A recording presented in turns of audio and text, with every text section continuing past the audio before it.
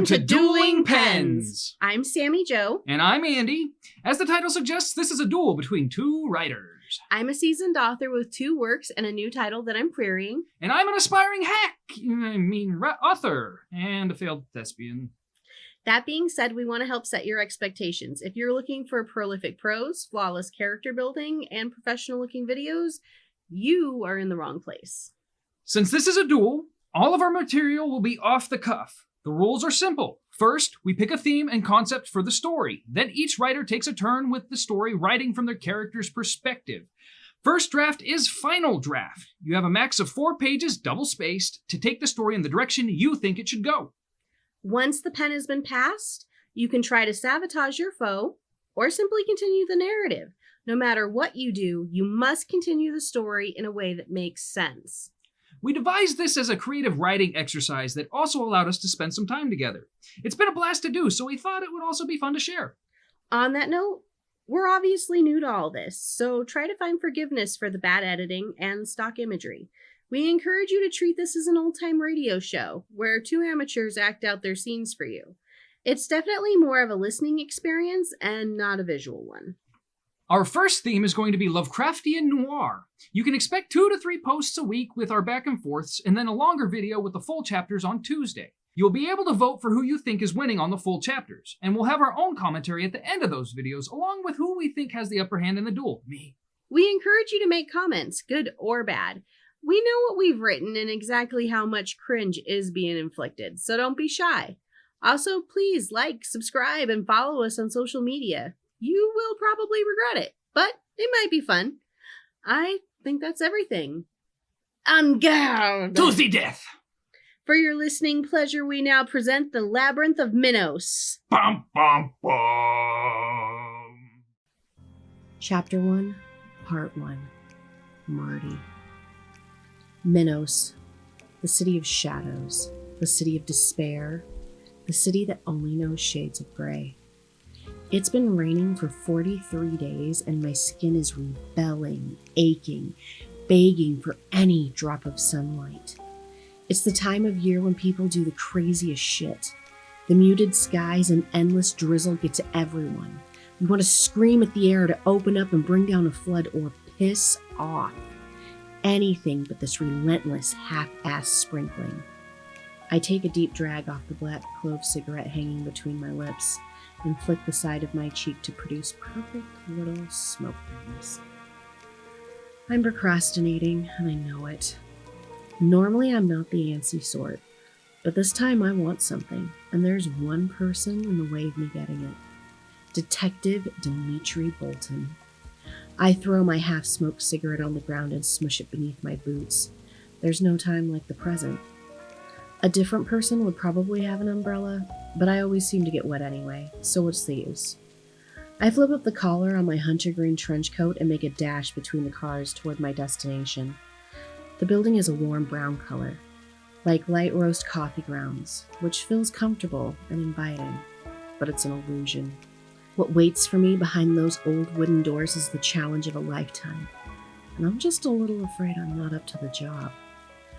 I have a death grip on the folder under my arm as I push my way in and look around for the list of offices.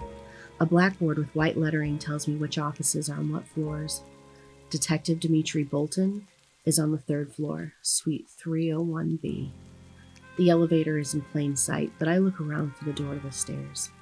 I hate tight, enclosed spaces. The stairs are behind an unmarked white door. It takes less than 5 minutes to get to the 3rd floor. The landing spits me out into a dark hallway. It smells moldy, like the basement of an old house, and the one working fluorescent light flickers at the far end. What a dump. 301B is the second door on the left. The worn lettering on the door reads, Dimitri Bolton, Privet Eve. This is what I call classy with a K. There's a yellow sticky note just above the handle that says, out to lunch, back whenever I feel like it. That puts a damper on things, but I can wait. I'm a patient gal. I try the doorknob. It turns, so I let myself in. Inside, there's one of those yellow metal desks with a brown formica top, and a gray office chair that's seen much better days. Behind that is a row of mismatched file cabinets. The only decoration in the room is a whiteboard on wheels and an oversized corkboard covered in pictures, writing, and strings of yarn. There's one rusty metal folding chair in the farthest corner from the door, so I walk over and sit down to begin to wait. After about 45 minutes, my leg starts to jiggle with impatience. Fuck it. I get up and start straightening the office. I pick up the crumpled pieces of paper that had not made it into the bin, and I start organizing his desk. The man is a slob. There are food and drink stains on most of his paperwork, all of it's out of order.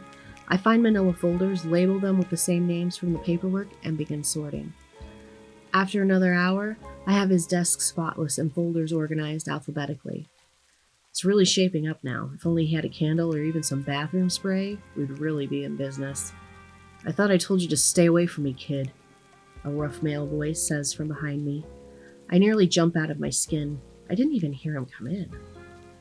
No, you said you weren't looking for help and to scram. And for the record, I'm not a kid, I'm 22, I reply.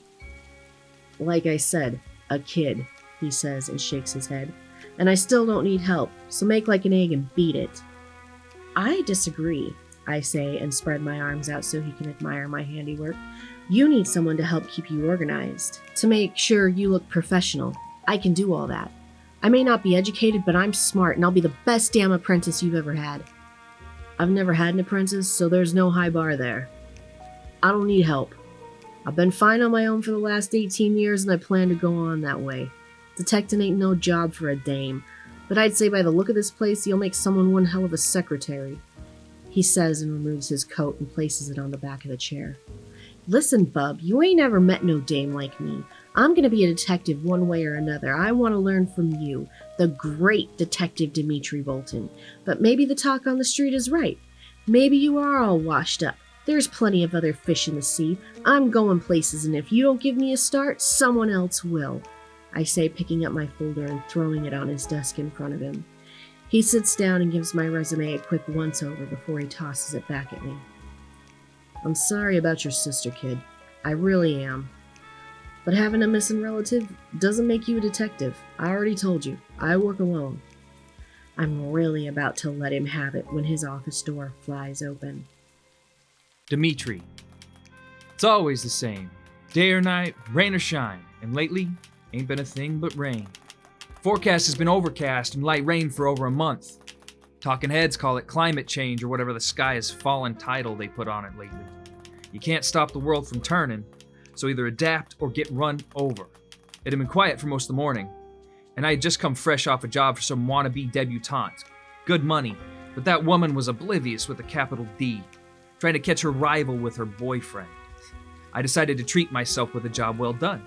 Had slapped a note on my office and went down to my favorite little joint, Don's. Bad food, good drinks. And upon my return, what do I find? Some dame in my space, messing up my immaculate filing systems, trying to talk me into letting her apprentice under me.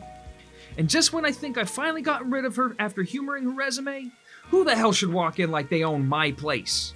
Cynthia Caldwell. Grade A pain in my ass. And my most recent client. I sighed heavily and braced myself for a shitstorm. The Caldwells were the most recent money in Minos. Harold Caldwell had made a name for himself in construction, having one of the cleanest and most reliable crews around. A come-from-nothing story. He worked hard and played it straight from all accounts. His daughter was another story. She believed that her father's success meant she was owed something in this world, and threw her weight around like it meant more than the price tag on her latest outfit. Miss Caldwell, I tried to get out before she exploded.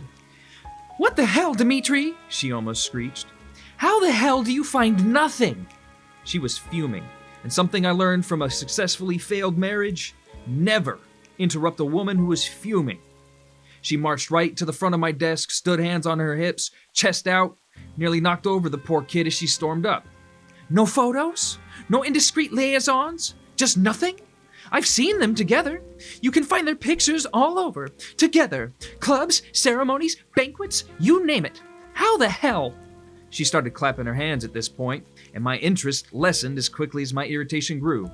Does the best detective in Minos not find anything? She shrieked the last part, and huffed hard as if the strain to put out that sentence was equivalent to a hard day's work, and then stared at me with those sharp but pretty blue eyes. "I gave you everything in my report, Miss Caldwell," I said, trying not to grit my teeth. I really hated people with too much money.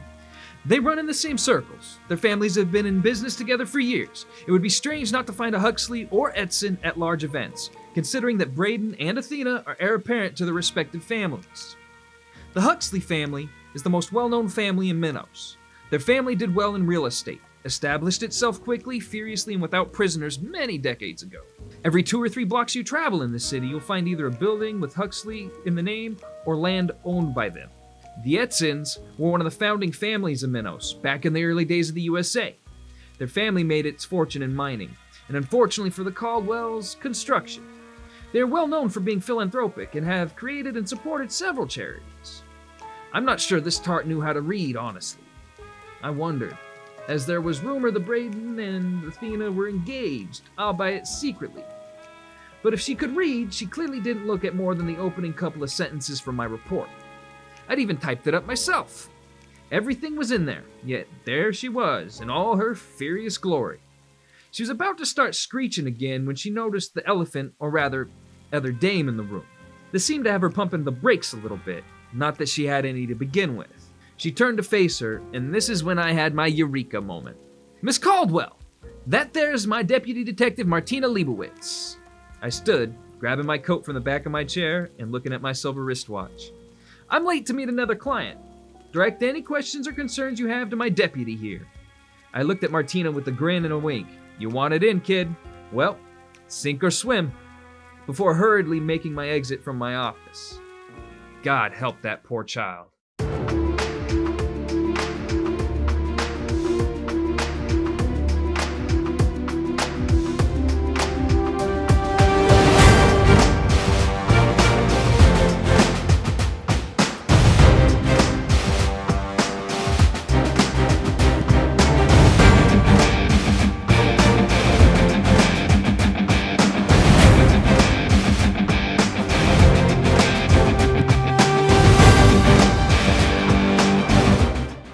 I can't believe you left me in the room with that woman.